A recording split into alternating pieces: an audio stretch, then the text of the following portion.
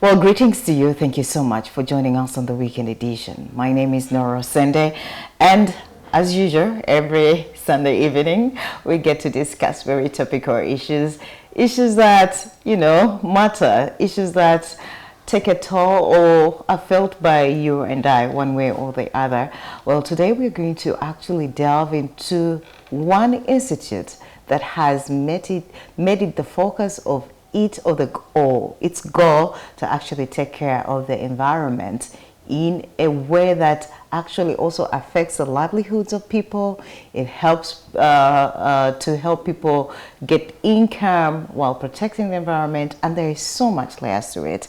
I'm so glad tonight that I have my two good ladies here from Bethany Land Institute that are going to discuss a little bit about Bethany Land Institute and how is it connected really to taking care of the environment in regards to Laudato Si. Well, today I have Ruth, Nakalembe, and I have Camden, Robertson.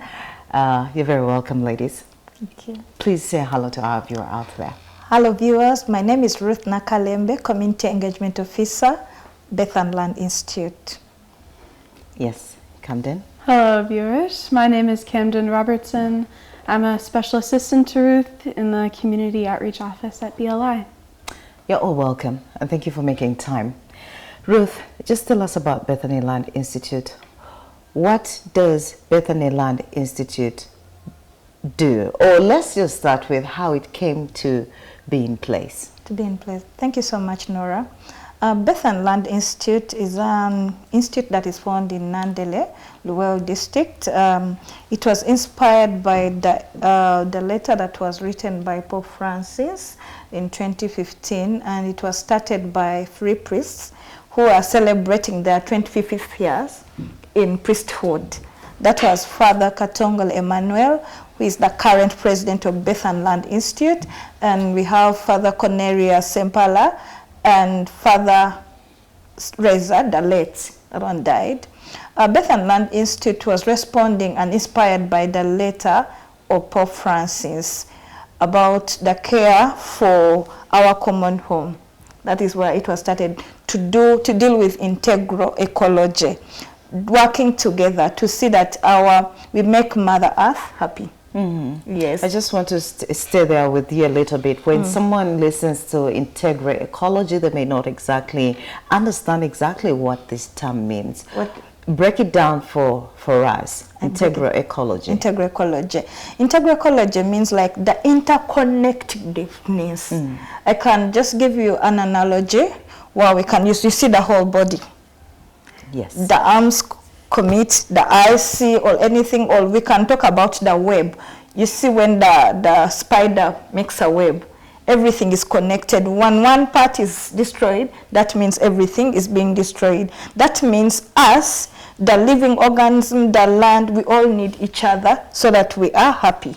That is how, in brief, I can explain integral ecology, working together.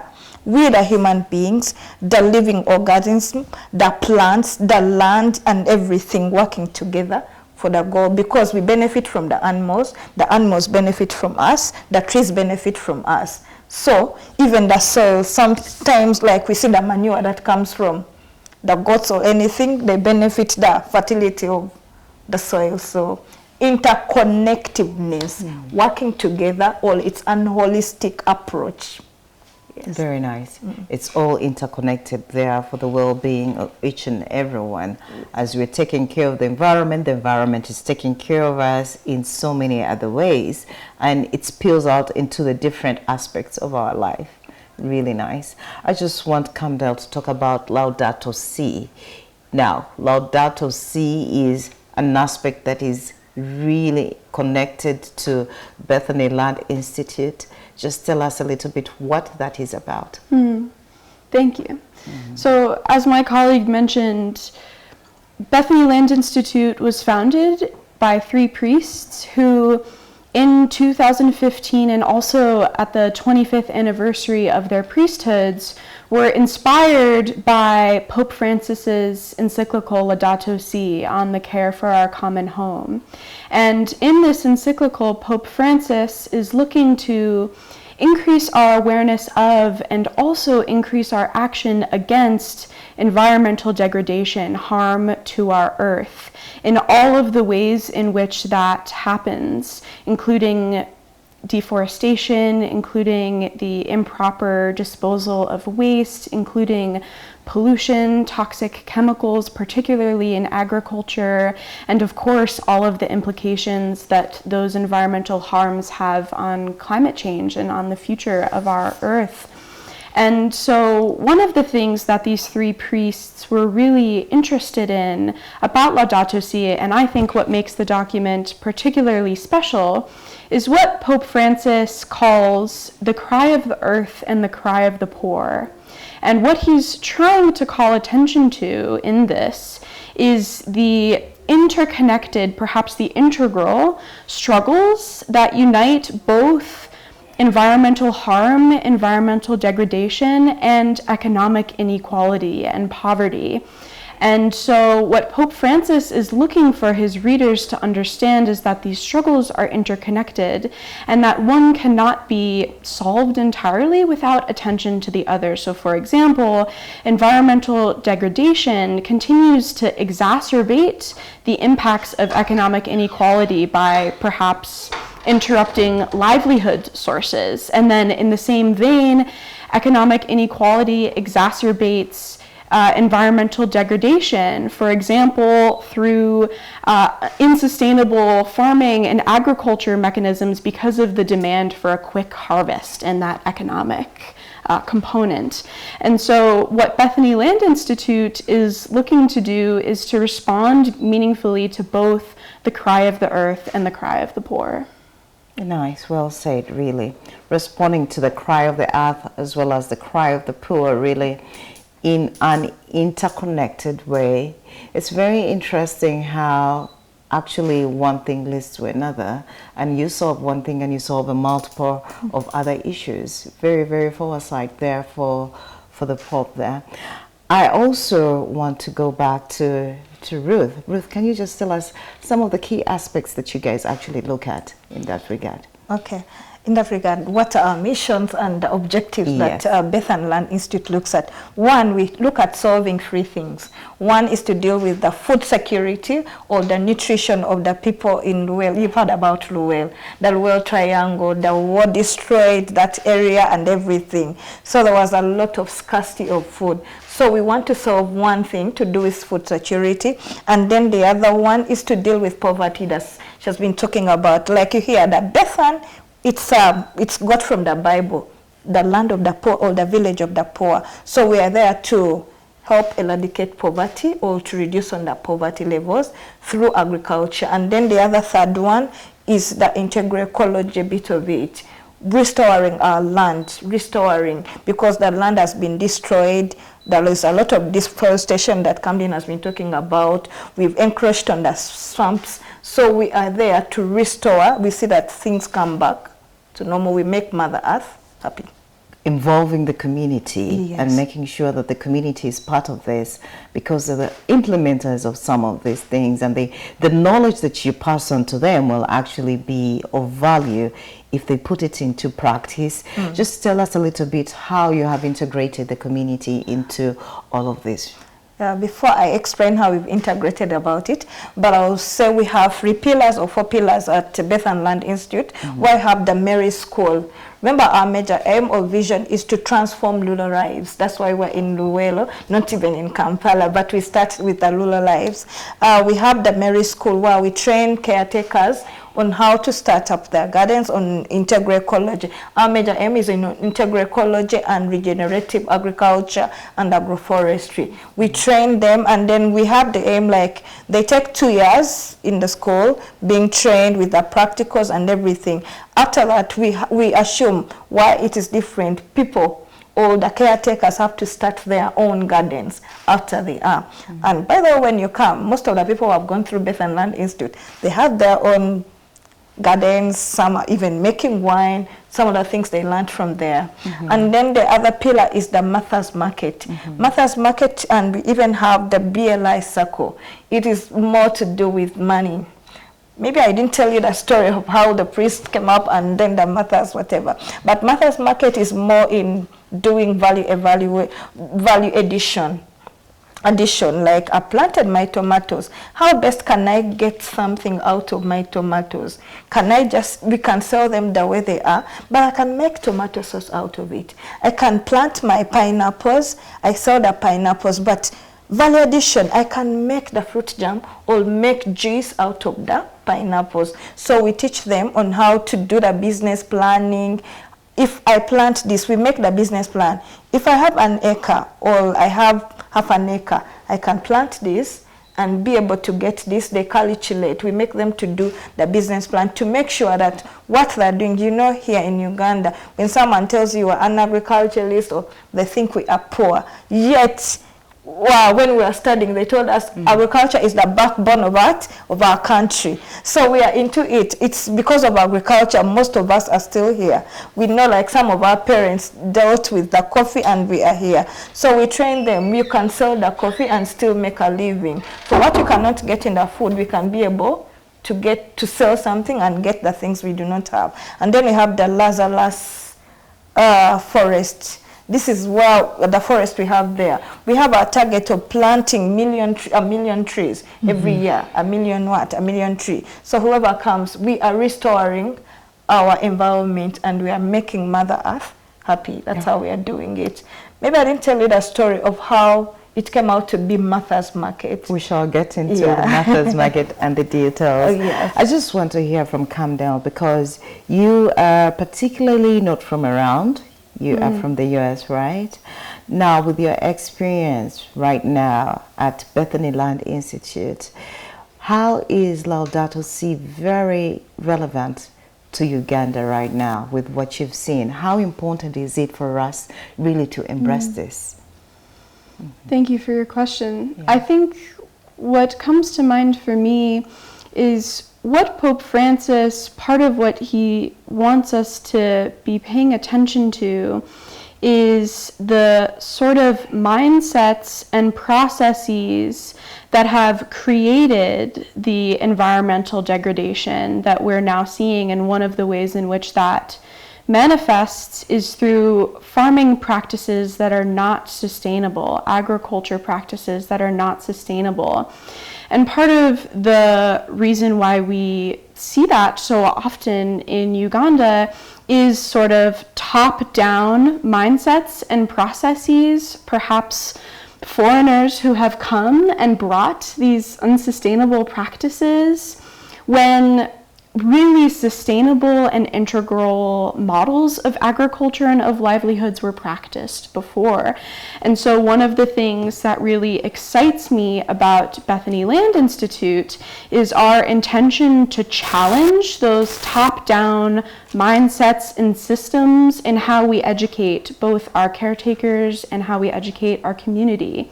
So BLI is really interested in both educating outward, but also being educated by our community.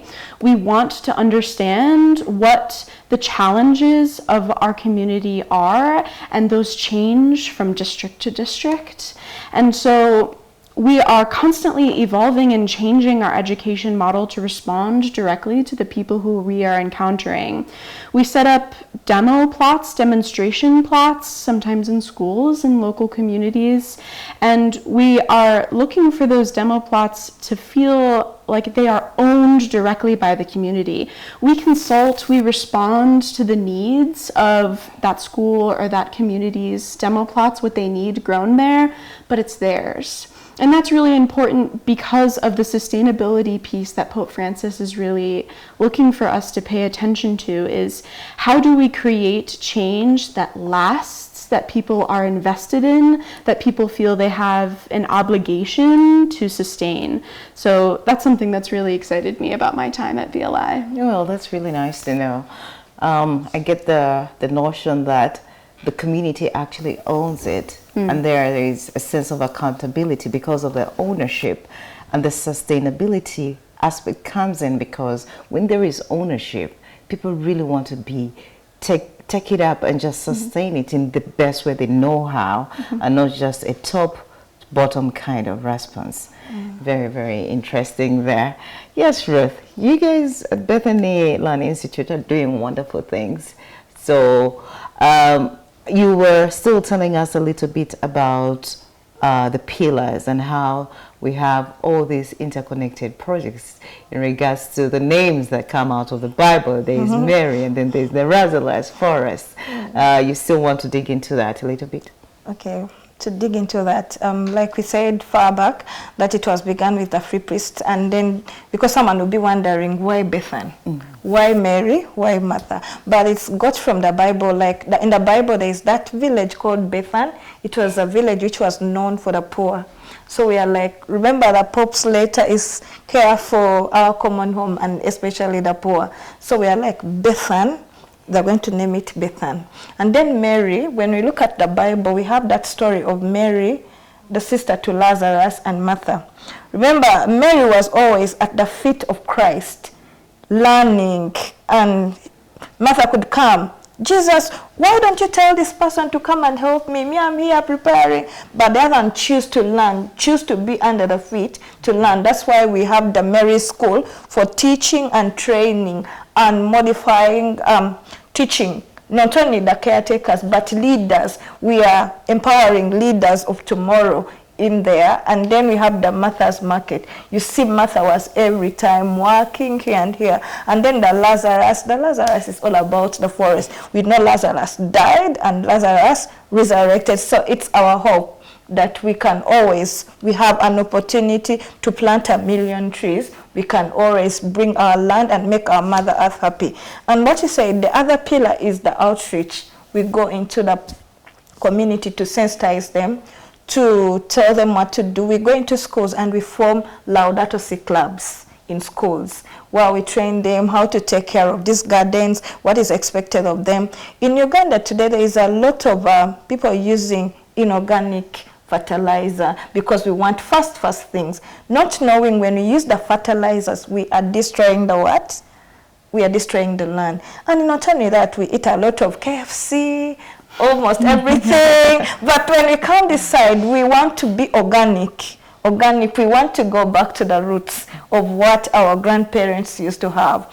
We teach them about agroforestry, that kind of nature where the forest has, we used to get firewood, we used to get fruits, all in one. We get food, we get firewood, and the earth was happy. So we want to go back. That's what we train. And when we are designing the demonstration gardens, we look at the needs of the community, not what we want, but we come to you as Norah. You're like, okay, I have my land here, and what do you want to have in there? You can say me, I want coffee, I want bananas, I want guavas, the kind of trees, and then we put in also the indigenous trees also in there. So it depends on what the community wants, not what. We train them how to set up that demo, but you can have all those things.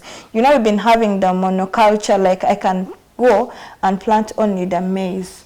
But the maize, I have to wait for the whole season for the maize to go away. But in this new demonstration or the food, the agroforestry food system, we plant in anything. As the maize is being done, I can be able to harvest some pineapple. I can be able to get some cassava. I can be able to get something, some guava, because all of it, it's in there. In Luganda, we call it echintavuli.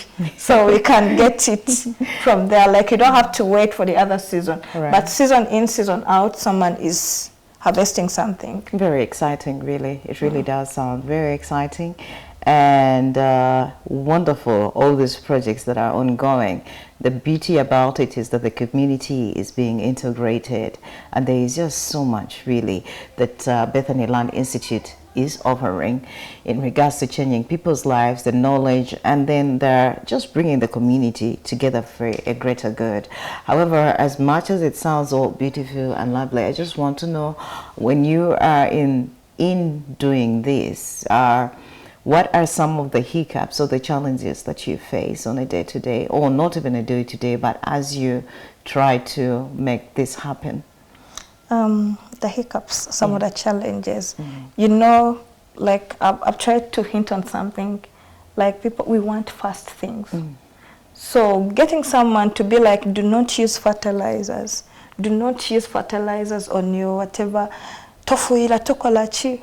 Like, but people will be like, no way, I want to get first things. So that is one of the challenges. Sometimes a change begins in the mindset. It's not something like we go in the community exactly there and then we want. So it is by progress, by sensitization and showing them the need and the good. Because some of them are seeing what is happening.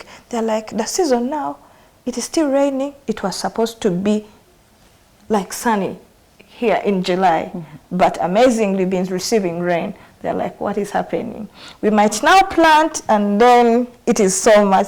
So like when you show them what is happening, but there is that rigidity because I want to get first things. And then a lot of things that are on social media, like, let me say like the KFC, you see this appetizing, Javas, and then you cannot tell people like, you're not supposed to take that, but just because it's there, but it takes on, change takes on time. Right. Like Mahatma Gandhi says, change begins with you. So we always tell people like, it begins with me. It begins with the people. Sometimes it's a matter of going. And then we need the policy makers also to be involved. Because sometimes you can go and then maybe you have the extension officers. For them, they are into monoculture, agriculture, not even intercropping. But with time, I believe we'll reach there. Yes, with time. It takes a step at a time, like you said, and a lot of sensitization and also a bit of patience when you look at it, because some things really take some time. But so far, so good. I just want to hear from Camden. You recently, about 2 weeks back, had a conference in regards to Laudato Si. Tell us a little bit about that conference and why was it set up? And probably the goals at the end of the day, was it achieved or what do you look forward to? Thank you. Yeah. So yes, about 2 weeks back, we were very excited to host a historic gathering. And our purpose there was to answer perhaps a very big question, which is Laudato Si, 10 years later, where is Africa?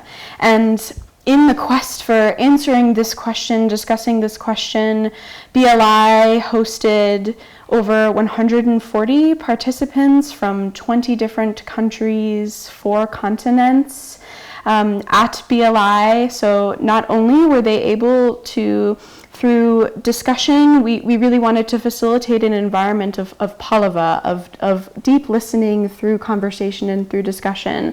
So not only were we able to achieve that, but because of our decision to host the conference at BLI, our participants were able to witness integral ecologies in action, which I think perhaps in the feedback that we've received post-conference was the most powerful part of our conference. But in this gathering, we enjoyed discussion with students, professors, other educators, practitioners in the environment, policymakers, researchers, faith leaders. We were very lucky to host, for example, His Eminence Cardinal Turkson with us. And that was very exciting for Bethany Land Institute. And so I think what we were able to do with this conference is both celebrate the really exciting work that has emerged in the last 10 years directly from Laudato Si and how the call for the care of our common home has manifested in different organizations and different movements around the globe, but also to hold the very necessary work that has yet to come. One of the discussions that I found really compelling that happened during the conference is holding the growing frequency of climate disasters and major weather events that are occurring as a result of climate change. Seeing those particularly in the last year, I feel like our world has been hit particularly hard. And so we're discussing now being at a place where preventing climate change is perhaps the wrong discussion, and perhaps we need to shift our discussion to addressing, dealing with the results that we're already seeing, the consequences that we're already seeing of climate change. What does it look like to protect, to preserve what we can? And so as much as that is a difficult discussion, I think it's unfortunately an extremely necessary one. Another focus of our conference was really listening to the energizing voices of young people. Young people here in Uganda in particular have been really trailblazers in carrying forward the call for the care of our common home, the love of Mother Earth. And one of the things that they're really focused on that aligns really strongly with Bethany Land Institute is starting now. One of the things that we say at BLI is start small, start well, and start now. And we see that embodied in our young movement makers across the continent and around the world, and that was very exciting. It is really, even just you talking about it, I see there is, so much excitement there, and looking forward to the future, really. Some of the topical discussions in the conference were very relevant at this point in time, really shifting the mindset from how do we stop climate change to, okay, how do we protect now what has already happened? It's a very important discussion, and involving in the voices of the young people is a very, very important thing. Do you want to add in something in regards to the conference that just in regards happened? to the conference, thank you so much, Norah. We are just so overwhelmed. Actually, in Uganda, having the whole Catholic Church there. We had the Cardinal Taxon, we had the message from Bogi, was it Bogi?